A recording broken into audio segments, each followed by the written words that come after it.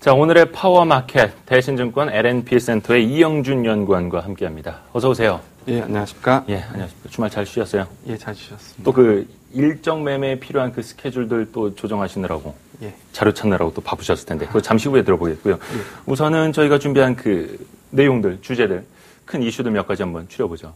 역시 뭐 조선주도 나와 있긴 한데 사실상 투자하기 가장 어려운 업종이 조선주가 아닐까 생각이 듭니다. 물론 잘 오르긴 오르는데 이게 뭐 분기 단위 실적을 중요시해서 볼 것도 아니고 연 단위 실적으로도 크게 영향을 안 받지 않습니까? 워낙 이제 큰 한 3년, 4년, 5년 규모의 또 수주 모멘텀이기 때문에 오늘은 뭐 현대중공업 좀 쉬고 있어도 삼성중공업, 대우조선해양 3%대 또 급등 이어가고 있습니다.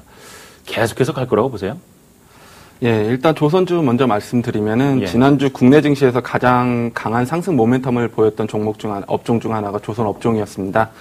지난 일본 대지진 이후 후판 가격 상승에 따른 수익성 악화에 대한 우려도 있었지만 최근 잇따른 수주 모멘텀을 앞세워 지난 한 달간 조선업종 지수가 약 25% 정도 상승하는 기염을 나타냈습니다.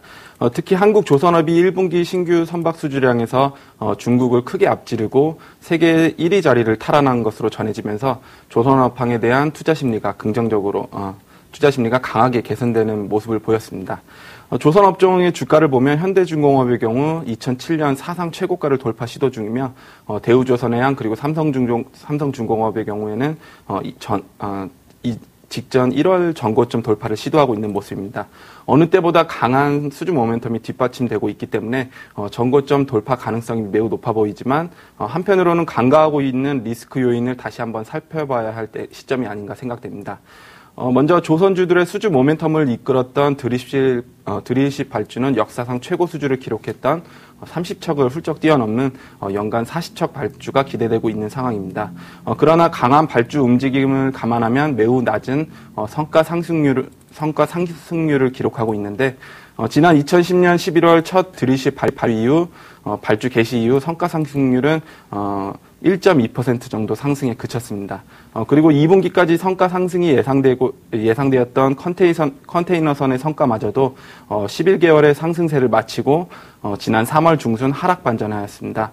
이미 조선 업종을 커버하고 있는 국내 증권사에서는 상승 흐름을 전제로 실적을 추정하고 있는데 예상과 다르게 성과 상승이 이어지지 않는다면은 향후 실적을 하향 조정해야 하는 상황까지 우려되고 있는 상황입니다. 더욱이 포스코 등 국내 철강업체들의 후판 가격 인상도 조만간 발표될 예정인데요. 예상대로 후판 가격 10% 정도를 인상을 한다면 국내 조선업체들의 영업이익률이 약 1% 정도 하락하는 효과가 나타날 수 있습니다. 결국 최근 성과 추이와 원가 상승 부담 등을 감안할 때 예상보다 실적 악화 기간이 늘어날 가능성이 있어 보입니다. 기존 컨센서스 추이가 2012년까지 실적 하락 후 2013년 상승 반전할 것으로 예상하고 있었는데 말씀드린 하향 가능성을 반영한다면 2013년까지 실적이 악화될 수 있다는 점을 염두에 두셔야 할 것 같습니다.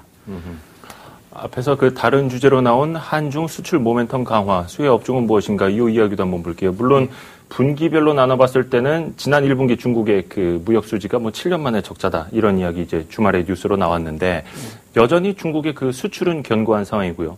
우리나라도 뭐 무역 수지는 사상 최고치를 또 한 번 지난달에 기록을 하기도 했고 좀 수혜 업종, 진정한 수혜 업종을 좀 찾아주시죠. 중국과 같이 이제 빗대서요. 네. 3월 한국 수출 증가율의 서프라이즈에 이어서 10일 발표된 중국 3월 수출도 35.8% 증가해 예상치인 23.4%를 크게 상회했습니다. 수출 증가율의 서프라이즈는 신흥국 경기 모멘텀의 확장을 의미함과 동시에 일본 대지진의 영향이 한국과 중국의 수출 경기에 긍정적으로 작용했음을 보여주고 있습니다. 이처럼 수출주에 주목하는 이유는 주도주에 밀려난 전기전자 업종의 주도주 부각 가능성도 3월 수출을 통해 가늠해 볼 수 있기 때문입니다. 지난주 삼성전자의 잠정 실적 발표 후에도 IT 업종의 부진한 주가 흐름이 이어지고 있는데 삼성전자의 2분기 영업이익이 4조 원대에 이를 것이라는 전망이 나옴에도 불구하고 이익 전망에 대한 믿음이 쉽게 개선되지 못하고 있고 수요 회복 신호가 미약하기 때문입니다. 중국 수출 서프라이즈를 통해 그동안 부진했던 한국의 IT 수출 회복 기대감이 높아질 수 있다고 판단합니다.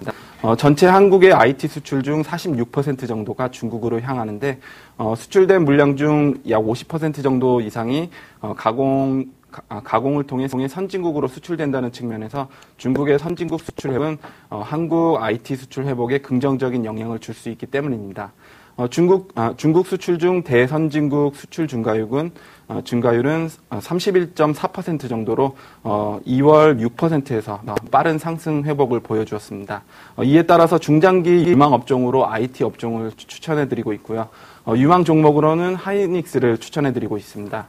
하이닉스를 IT 업종 중에서도 가장 강력한 상승 모멘텀이 상승 모멘텀이 있다고 보는 이유를 말씀드리면, 먼저 모바일 기기 수요 강세, 그리고 경쟁 업체들의 모바일 DRAM 시장 진입이 지연되고 있는 점, 그리고 마지막으로 일본 지진으로 인한 일본 LP다의 공급량 위축 등으로 2011년 모바일 DRAM 연평균 가격 하락률은 10% 정도 중반에 그칠 것으로 추정되어 2011년까지는 모바일 DRAM에서의 동사 시장 지배력은 유지될 전망이고, 동사의 실적 및 주가 모멘텀으로 부각될 전망이기 때문입니다.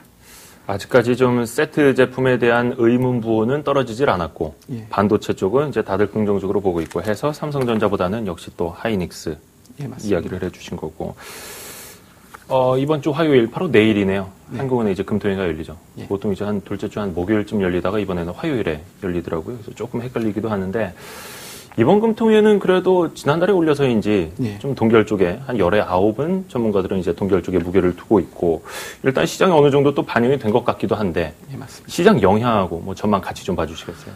예, 이번 주 전망을 말씀드리면은, 지난주 코스피 지수는 그간 급등에 따른, 경계감이 작용하면서 소폭 상승에 그친 모습을 보였습니다.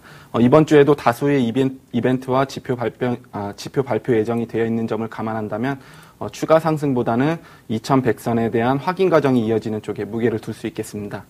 수급 측면에서는 기간이 오늘 장중에 순매수로 전환되기도 했지만 펀드 환매 압력이 계속해서 강해지고 있어서 추세적인 전환은 아닐 것으로 보입니다. 한편 외국인들의 순매수 흐름은 지속되는 모습인데요. 비록 오늘 뭐 장중에는 지금 현재는 장중 매도로 전환되기도 했지만 외국인의 경우에는 한국뿐만 아니라 아시아 국가에서 대부분 매수세가 강화되었습니다.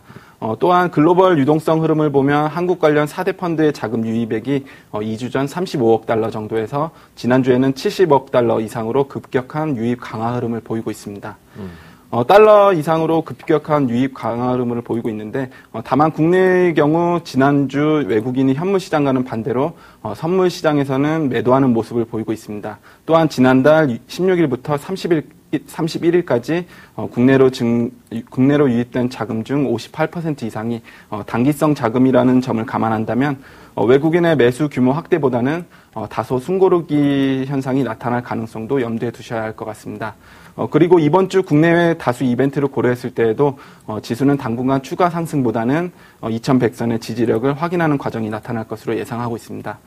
내일 있을 금통위의 경우 금리 동결이 예상되고 있어 시장에 큰 영향을 주지는 않을 것으로 보이지만, 목요일 예정된 옵션 만기일의 경우 최근 단기간에 차익 매수가 크게 증가하면서 매도 물량이 나올 가능성도 커지고 있습니다.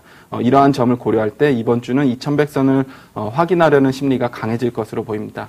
업종별로는 어닝 시즌에 맞춰서 실적 개선세가 확인될 수 있는 화학, 그리고 IT, 철강, 자동차 업종 등에 주목할 필요가 있겠습니다. 역시 뭐 업종은 변함없이 화학, IT, 철강, 그리고 자동차 꾸준히 이어가는 거고, 다만 좀 숨고르기 주간으로 생각을 하고 계시는 거고, 역시 이영준 연구원 통해서 우리가 월요일마다 만나보는 주간 일정 매매, 네. 예, 그 포인트 몇 개 좀 짚어주세요. 예, 이번 주에는 테마성 재료보다는 국내외 경제지표 일정 발표가 주를 이루고 있습니다. 오늘 미국에서는 알코올을 필두로 1분기 어닝 시즌이 개막될 예정이며, OECD 경기 선행지수 발표로 글로벌 경기 회복 추세를 확인할 수 있을 전망입니다. 수요일에는 미국 등 주요국들이 참여하는 리비아 사태에 대한 회의가 열릴 예정인데요. 카다피 체제의 반군에 대한 공세 강화에 대한 논의가 진행될 예정입니다. 이번 주 가장 주목해야 할 일정은 목요일이 아닐까 싶은데요. G20 정상회담이 이틀간 열릴 예정입니다. 국가 간 무역 불균형 해소를 위한 구체적인 가이드라인 도출이 최대 쟁점으로 각국의 환율 정책이 도마 위에 다시 오를 수 있겠습니다. 이번 주 마지막 일정인 금요일에는 중국 거시 경제 지표 일정들이 대거 발표될 예정인데요. 중국 CPI, 산업 생산, GDP 등에서 긴축의 효과가 지난 1분기 동안의 긴축의 효과가 나타난다면 하반기 추가 긴축 조치는 힘들 것으로 전망됨에 따라 증시에 다소 우호적인 영향을 끼치지 않을까 생각되고 있습니다. 알겠습니다. 뭐 중국 쪽 관련해서는 잠시 후에 또 한번 여러분이 체크해 보실 수 있고요. 오늘은 대신증권의 이영준 연구원 통해서 주간 주요 이제 글로벌 경제 일정까지 살펴봤습니다. 고맙습니다. 예, 감사합니다. 예, 수고하셨습니다.